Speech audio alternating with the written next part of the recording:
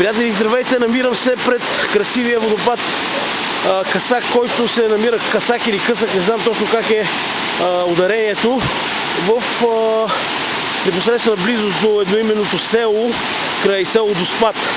Много красив водопад, с височина на основния път някъде около 8 метра, като горе има още няколко малки пада, над които преминава мостче, по което пък да видите как изглежда водопада отгоре.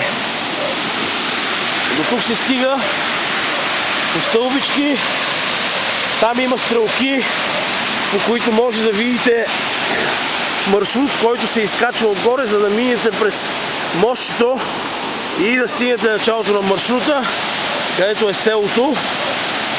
Който не е идвал тук, може да съчетае нещата с така, преминайки по пътя за Девин, наистина може да съчетае посещението на водопада, защото то отнема не повече от половин час. От основния път, малко преди Девин, селото се намира на 2 км, а от паркинга до водопада е не повече от 15 минути, така че наистина този страхотен водопад си заслужава.